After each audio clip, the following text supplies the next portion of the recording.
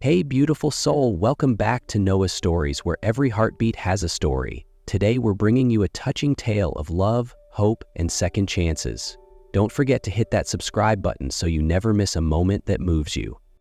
Elena Morales stood motionless before the full-length mirror in the luxury suite of the Langford Hotel, nestled in the heart of Midtown Manhattan. Light glinted off her cascading blonde curls, soft waves brushing her shoulders like spun gold. The crimson evening gown hugged her slender frame, a perfect contrast to her porcelain skin and glacial blue eyes. She adjusted the silver necklace resting at her collarbone, her mother's final gift, and offered herself the faintest smile. It wasn't confidence, it was a whispered hope, a silent attempt to still her racing heart. Tonight marked something sacred, her 33rd birthday and the first wedding anniversary with Nathaniel Cross, a high-profile hedge fund manager who had once swept her into his world of rooftop galas and curated perfection. Elena had spent weeks preparing this evening, believing that, perhaps, love could be rekindled through beauty, intention, and memory.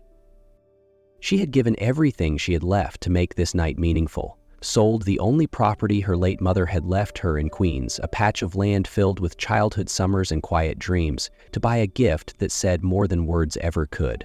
A limited edition, diamond-encrusted Patek Philippe watch, the same model Nathaniel once admired, then dismissed as needlessly indulgent. It wasn't just a gift, it was a plea wrapped in velvet. Please don't give up on us. The ballroom glowed under crystal chandeliers, alive with laughter, jazz, and champagne. Friends, clients, family, all gathered, but 45 minutes passed and Nathaniel was nowhere in sight. When he finally appeared, time seemed to slow. The sharp scent of whiskey drifted with him, his tie askew, hair tousled, and eyes too bright. He didn't greet anyone. He walked straight to the stage, took the microphone, and offered a smirk that made Elena's stomach twist. "Let's all thank my wife," he said, voice sharp as glass, "for throwing such an extravagant celebration, for a marriage that never should have happened." Elena's breath caught in her throat. "I married her for her design world connections. She married me for the lifestyle." From his blazer, he pulled out a white envelope and tossed it at her feet. "Elena Morales, you've been served. Happy anniversary." The crowd gasped. Glass shattered somewhere. Elena stood frozen, numb. Her clutch slipped from her hand, and the sleek black watch case tumbled across the polished floor. Her crimson gown spilled like wine on wood as her knees gave way. She collapsed, trembling hands covering her tear-soaked face. The dream she had built with trembling hope had just exploded. In front of everyone, Elena remained on the cold wooden floor, her crimson gown pooling around her like the echo of humiliation. The faces around her blurred through the veil of tears. Someone called her name. Someone left the room, but she couldn't hear them clearly anymore. It felt like the world was drifting past, and she no longer belonged to it. Then, a hand touched her shoulder. Not in pity, not in haste, just a steady, gentle presence. "Elena?" His voice was warm, low. When she looked up, her tear-soaked blue eyes met the deep brown gaze of a stranger. Kneeling beside her in the hush of the crowd, "I'm Julian Carter," he said softly. "A mutual acquaintance invited me tonight, but I couldn't stay silent after what I just witnessed." Elena couldn't speak. Julian offered her a pristine white handkerchief. No one deserves to be treated like that, especially not someone who clearly put their whole heart into something. There was no condescension in his voice, no performance, just quiet sincerity, and it sliced through the numbness in her chest. She reached for the handkerchief with trembling fingers, pressing it to her damp cheek. The spotlight still glared. The whispers continued. But in that instant, the world narrowed to her and Julian. He didn't rush. He didn't touch her again. He just stayed. "You didn't collapse," he murmured, his gaze holding hers. "You just stood up, in a different way." Elena didn't know who this man was, or why he had appeared in her moment of ruin. But for the first time in what felt like a year, she didn't feel entirely shattered. 2 weeks had passed since the night Elena Morales had been publicly shattered. On the surface, she seemed composed, but inside everything was still broken in quiet pieces. She hadn't signed the divorce papers, not because she was hoping, but but because signing them felt like admitting she'd lost everything: love, trust, and the land her mother left behind. In her small Soho studio, she buried herself in half-finished design projects, avoiding social events and well-meaning invitations. Only Imogen, her closest friend since college, had the nerve to show up unannounced. "You're not letting anyone in," Imogen teased, nodding at the business card lying dead center on the table, Julian Carter's. Elena said nothing, but that night, her phone lit up with a message from an unknown number. "The Met is hosting an arts education gala tomorrow.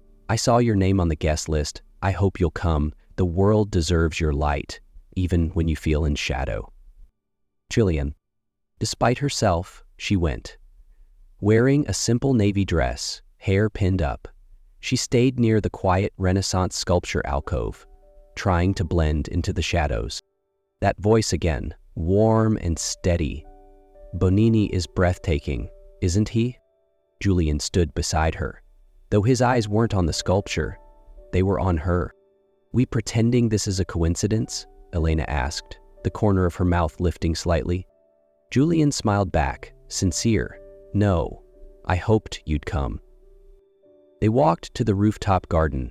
Beneath the artificial stars of the city skyline, Julian pulled out a small box. Inside lay a delicate gold compass pendant. "When I was a kid, nothing stayed the same, but the compass always pointed north. Even when I couldn't see the stars, I trusted the direction.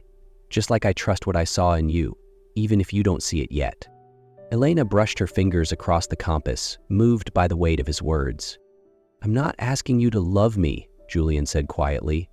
"I'm asking for the chance to walk beside you. No pressure." Elena nodded. Maybe, in this chaotic world, a compass like that was exactly what she needed. Elena and Julian's connection didn't start with fiery passion or dramatic declarations.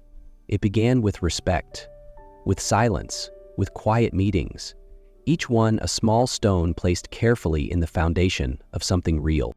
Their first date was dinner at a tiny Italian spot in West Village. Julian didn't choose flash or flair.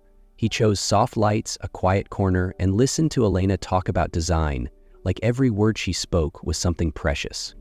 The second time, they wandered a contemporary art exhibit in Chelsea. Julian stood in front of a canvas full of colorful squares and admitted, "I can build houses, but I have no idea what this means." Elena laughed. The first genuine laugh she'd allowed herself since that terrible night.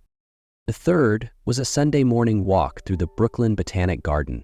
Julian told her about a foster mother who loved plants. "She was the first person who made me feel like I was worth loving," he said, his gaze soft as he looked toward a patch of lavender.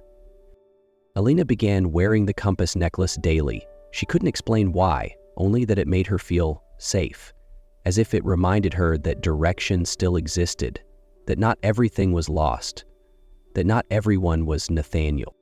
That evening, after a simple meal Julian had cooked himself, burning the first batch of bread in the process, he placed dessert on the table and looked at her. No rush, no pressure. "May I kiss you?" he asked. Elena nodded. And in that gentle kiss, she didn't feel claimed. She felt seen, carefully, tenderly, as if, piece by piece, her heart was relearning how to beat for itself again. That evening in her quiet studio, Elena sat at her desk. The legal documents from her attorney lay open in front of her. One sentence made her pause. "Mr. Cross requests recognition of shared ownership of a Patek Philippe watch, purchased during the marriage. Due to its high value, he considers it marital property." Elena let out a short laugh, not from amusement, but from weary recognition. The watch. The gift she once believed might mend a cracked marriage. She had sold the only piece of land her mother left her to buy it, a limited edition, diamond-encrusted timepiece. The same model Nathaniel once glanced at in a boutique, chuckling, "Beautiful, but too expensive." She had stayed quiet when she signed the sale papers, when the developer dismissed the old oak tree where her mother's ashes were scattered as just another tree, when she sold her past and her hopes in exchange for a love she thought could be saved. And then, at the anniversary party, Nathaniel destroyed it all, publicly, The watch box had fallen from her purse like a final punctuation mark. Now he wanted to claim it back as property, as if none of it had ever meant anything, as if the sacrifice came from nowhere. Julian stepped in, seeing her holding the document. "News from the lawyer?" he asked. Elena nodded and placed the papers down. "He wants the watch," she said. Her tone was strangely calm. Julian said nothing, waiting. "But I don't care about the watch anymore," she continued. "What I gave up, I can't get back. But what I gained, self-respect, boundaries, the ability to say no, is worth more than anything I ever lost." Nathaniel appeared late Friday afternoon. No call, no warning. He simply stood in the lobby of Elena's studio, hands in pockets, eyes scanning the room full of sketches and sunlight. "Elena," he said, in that familiar low tone, "we need to talk." Elena looked up from her desk, unsurprised. She'd known this day would come, the day he couldn't stand being ignored any longer. "Do you have an appointment?" she asked, her voice so calm it startled even her. Nathaniel smirked, stepping in, expensive shoes tapping softly on the hardwood floor. "About the watch and the assets, we can handle this privately. I don't want to go to court." Elena rose to her feet. No yelling, no trembling, just quiet strength and unwavering eye contact. "You don't want court," she echoed, "but you had no problem ripping me apart in public." Nathaniel opened his mouth, but she lifted a hand. "Don't bother. I'm not the woman in the red dress anymore." She opened a drawer, pulled out a black velvet box, and placed it on the table. "Here's the watch," she said, placing the velvet box on the table. "It cost me my mother's land. It almost cost me my dignity." He reached out, but she laid her hand over the box first. "But if you take it now, Nathaniel, you're not claiming property, you're stealing closure. And I've already buried that." She slid the box toward him and turned away. "The exit's in the back." The door clicked shut behind him with a finality that echoed louder than any fight. And in that moment, Elena knew. She didn't need to beat him with words or wealth. She had already won by choosing herself. One late spring morning, Elena stood before a small plot of land just north of New York City, the land Julian had quietly repurchased for her. It had once belonged to her mother. It was the land she had sold to buy a watch for someone unworthy. But now, under soft sunlight and the sound of distant birdsong, Elena didn't think of loss, only of return. Julian appeared beside her, holding 2 cups of coffee. "I used to think I'd never know where home was," he said, handing her one. "But you've always been the one direction I've never questioned." Elena smiled, fingers brushing the compass pendant at her throat, the same compass Julian had given her that night at the gala, when she hadn't yet believed she deserved to be loved again. "I used to think a compass only pointed backward," she murmured. "But no, it led me forward." Julian said nothing. He just took her hand and held it tight. In a few weeks, they would begin building a small house here. Not grand, but theirs. A place for lavender, sketches, and chapters yet unwritten. Elena no longer wore her old ring. She no longer kept the watch box. The things that had once chained her to her past had been let go. She hadn't needed someone to save her. She'd needed someone patient enough to walk beside her. And she had found him. She turned to Julian. "I think your compass worked," she said. "No," he replied, eyes warm. "You were the direction all along." Under a sky washed in spring blue, they walked toward the house not yet built, but one that would rise on the foundation of what truly mattered: trust, understanding, and love, without expectation of perfection. 1 year later, their wedding took place right at the newly built cottage. Not a grand estate, but a space filled with lavender, warm wood, and natural light. On the stone patio, linen-draped tables stood adorned with wild daisies and flickering glass candles. She stepped out from the front door. Her blonde hair was softly pinned with a small lavender bloom, the flower her mother had once loved. Her dress, simple and made from whisper-light organza, floated gently over the stone path with every step. Julian waited at the end of the aisle in a slate-gray suit, calm and radiant, but it was his gaze that made everything perfect. The way he looked at her, as if seeing something sacred for the very first time. There was no officiant, no formal vows, just the two of them, hands clasped, speaking from the heart before their loved ones. "Elena," Julian said, voice thick with emotion, "I've loved you from the moment I saw you rise, when the world expected you to break. I don't want perfect. I want real. I want you." She looked at him, tears shimmering but unshed. "Julian, you didn't come to fix me. You came to remind me I was never broken. And since you walked into my life, I've never feared the dark again." Applause erupted as they kissed for the first time as husband and wife. Behind them was the field. Before them, a whole life waiting to unfold. That night, their reception was filled with laughter, wine, and stories of second chances.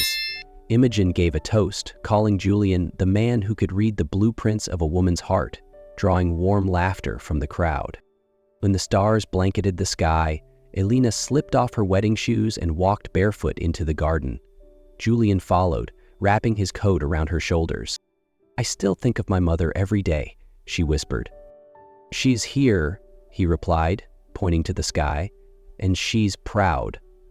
She rested her head against him, eyes closing as night breezes danced through the branches. And as Julian took her hand and led her back home, she knew this wasn't an ending.